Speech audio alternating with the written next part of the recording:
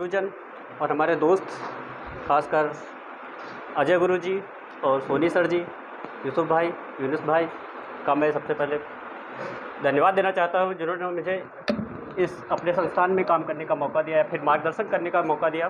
क्योंकि जहाँ पर आज आप लोग हैं, इससे 1 साल पहले लगभग मैं भी यहाँ पर आपके पास था। क्योंकि मैंने टेक्निकल में सारी चीज़ें की है ना, बीटेक किया है, तो नॉन टेक से मेरा कोई भी वास्ता अभी तक नहीं रहा था। लेकिन गुरुजी के मार्गदर्शन से मैंने फिर इधर नॉन टेक की तैयारी करना स्टार्ट किया है अभी 1.5 साल से। 1.5 साल में मैंने अभी तक जितने भी नॉन टेक के पेपर दिए लगभग सारे के सारे क्रैक किए हैं, चाहे वो एनटीपीसी हो चाहे यूपीएसआई हो। यूपीएसआई में तो मेरा हाइट की वजह से रह गया, वरना शायद सेलेक्ट हो जाता। बाकी टेट अभी लेखपाल का भी पेपर दिया, वो भी अच्छा हुआ है। बाकी ये सब जो हुआ है सब गुरुजी की कृपा से हुआ है और हमारे दोस्तों के सहयोग से हुआ है। खासकर सुधीर सर जो आप लोगों को यहाँ पर रीजनिंग पढ़ाएंगे, उसमें हमारी जो भी हूँ मैं आजकल इनके लोगों के मार्गदर्शन से ही हूँ।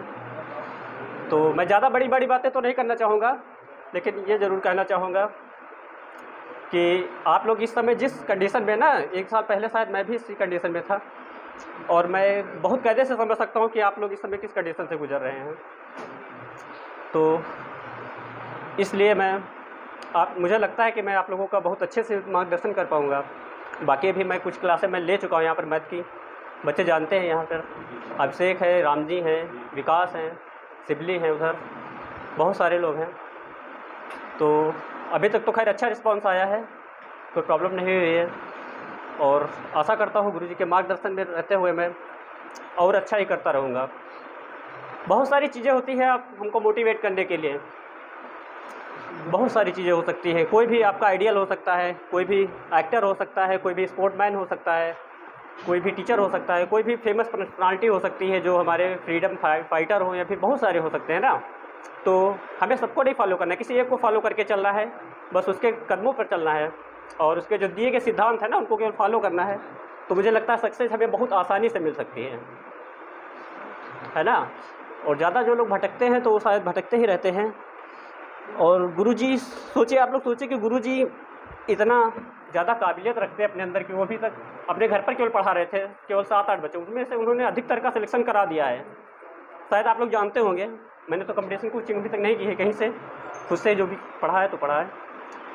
अब सोचिए कि अगर गुरुजी आप लोगों के लिए इतना सब कुछ कर रहे हैं यहाँ पर आकर के ना, तो सोचिए उनका सपना क्या है। वो चाहते हैं कि हमारा क्षेत्र थोड़ा आगे जाए, है ना। जो कमज़ोर या गरीब परिवार के लोग हैं या फिर जो लखनऊ या नहीं जा सकते हैं, खासकर लड़कियां जो कि बाहर जाने में थोड़ी दिक्कत होती है उन लोगों को ना, बाहर जाकर पढ़ने में। मलियाबाद तो आ ही सकते हैं क्योंकि यहाँ तो अपना इलाका है ना।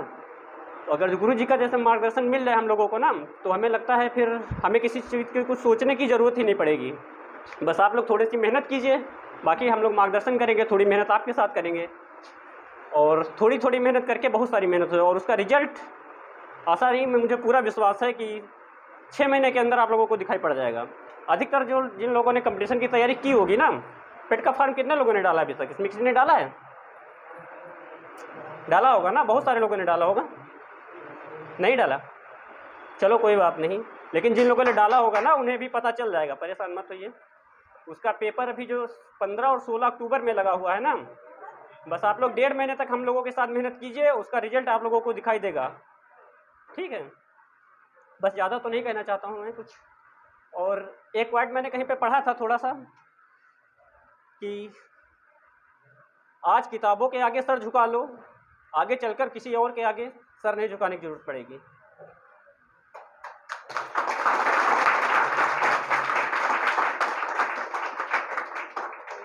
बाकी तो आपको आज़ादी के बारे में और ये स्वतंत्रता सेनानी ये सब कुछ तो हमारे गुरुजी ने बता ही दिया आपको। बस आज़ादी तो हमें मिल चुकी है, लेकिन इस देश को आगे कैसे बढ़ाना है ना, जिसकी जिम्मेदारी हम लोगों के कंधे पर है ना। क्योंकि आजकल जो युवा है ना, यही देश को आगे लेके जाएगा और ये तभी आगे जाएगा जब शिक्षा साथ में होगी। बिना शिक्षित समाज कभी भी तरक्की नहीं कर सकता है, ना ही उन्नत कर सकता है। तो हमें ज़्यादा से ज़्यादा मेहनत करनी है और आगे बढ़ना है, अपने घर परिवार और गांव के साथ साथ अपने देश को भी आगे बढ़ाना है।